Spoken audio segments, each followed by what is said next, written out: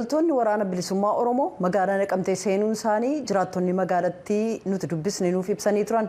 Ayyaantu jechuun kan of beeksisan jiraattonni magaalattii tokko ganama sana dilbata ganama haala magaalattii keessatti mul'ate akkas jechuun nu ibsanii turan. Wanta gurguddaatu dhokee uummata keessaas namni sadii rukutameera, obbolaa lamaan mana keessatti rukutamaniiru, tokko cherchiidhaa toobaatu rukutamteetti, beeta kiristaanii keessatti.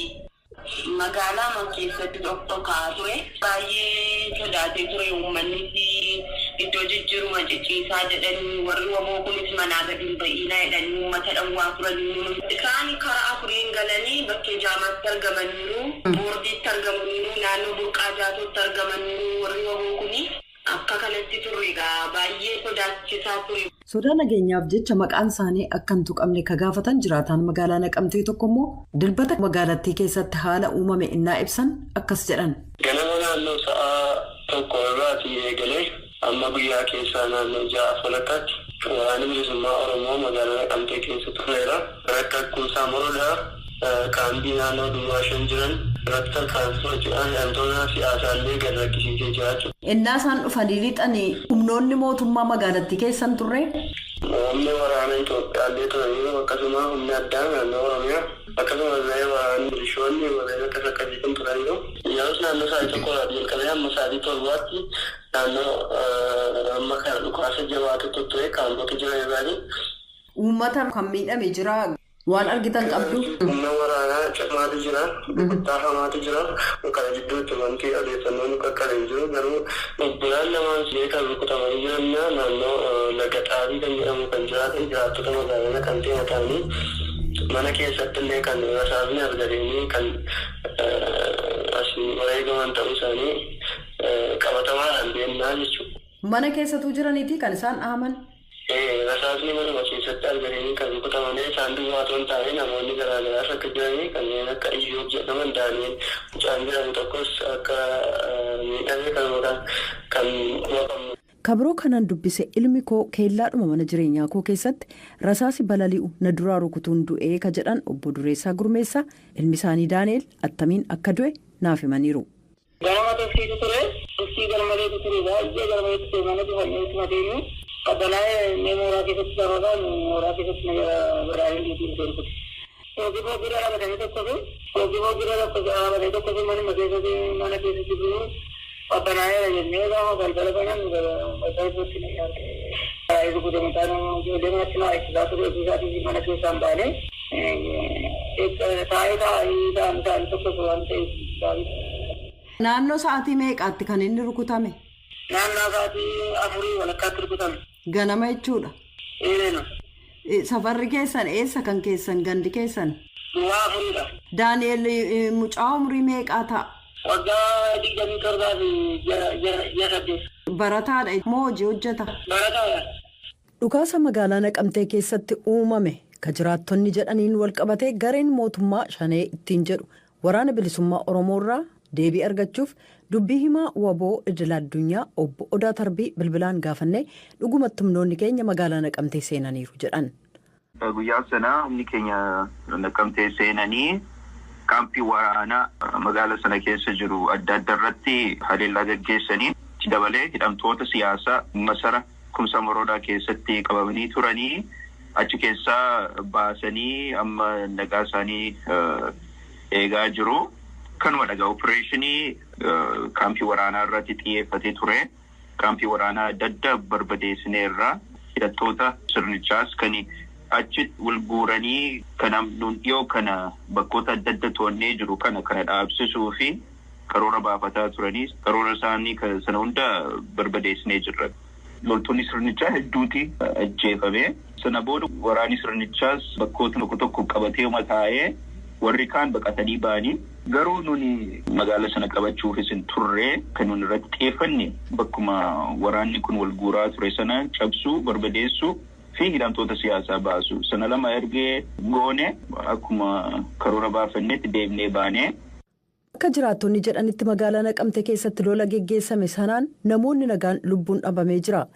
Magaalaa akkas uummati keessatti heddummaate keessatti yeroo lola geggeessitan miidhaa uummatarra ga'uu danda'u maaliif ilaalcha keessan galchine innaa haalli akkasii uumamu uummataaf eeggannoo akkamii gootu jennee gaaffii gaafanneefis obbo Odaan akkana jechuun deebii nuu kennan.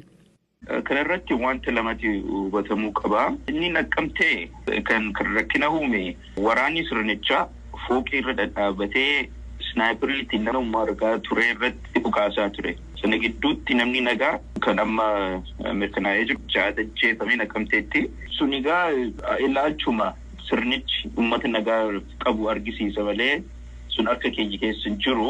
Garuu kan harka keenya keessa jiru uummata yeroo adda addatti ibsanii baasna. Maal jennaa yommuu dhukaasni bakka keessanitti jalqabu of eeggannoon keessanii waan nuufi priority guddaa waan ta'eef mana akka hin baane mana keessas yommuu ta'u gajjadhee akka eeggatu. Maaliif lola gidduutti bakka dhukaasni itti gaggeeffamu yeroo hunda akka karoorfamutti ta'u dhiisuu mala ta'eef uummati of eeggannoo akka godhu yeroo adda adda ibsan kenninas nuunis yommuu magaalaa tokko seenu karoora baafnu hanga dandeenye keenya bakka namoonni jiraatanirraa fagaachuu yaallaa. Garuu haalli waraanaa yeroo baay'ee akka ati barbaaddutti siif hin ta'u waan ta'eef uummannis karaa isaatiin of eeggannoo guddaa gochuu qaba.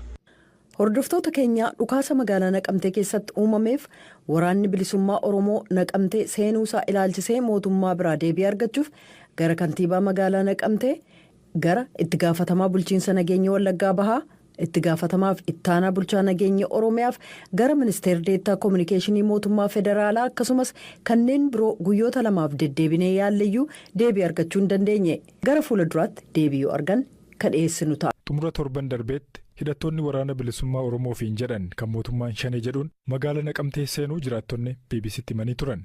Hidhattoonni kun ganama magaalicha galuun humna nageenyaa mootummaa wajjiniin walitti dhukaasaa turan. Dubbi himaan idil addunyaa Abaawoo Woboo Odaa Tarbii kaayyoon isaanii caasaa nageenyaa mootummaa fi kaampii waraanaa mootummaa aleeluu akka ta'e himanii turan. Gama mootummaatiin garuu dhimma kana irratti deebii hin arganne. Amma haalli nageenyaa magaalichaa maal akka fakkaatu jiraata magaalichaa maqaansaa yaaddoo nageenyaatiif akka hin eeramne gaafate nutti meerama. Amma har'a magaalaa Naqamtee keessaa konkolaataan tokko hin jiru. Iddoon uummanni illee waan tokko bitachuu danda'u suuqiin hundumtuu cufaadha. Warnoota akka bajaajillee guutummaa Naqamteetti magaalaa Naqamtee keessa naannoo Shaangaa magaalaa keessa jirtutti daandiin hundumtuu waan tokko socho'een hin jiru. Isa kana malees namoonni hedduun immoo hidhamaa akka isaan jiran kan dhageetti qabu. Anillee amma saayitii kana manumaan jira, manaa bahuu hin danda'amu. Namoota baay'ee immoo yemmaa shaneen dhufee duukaa hiriirtanii hiyyaa turtanii sirbaa turtanii.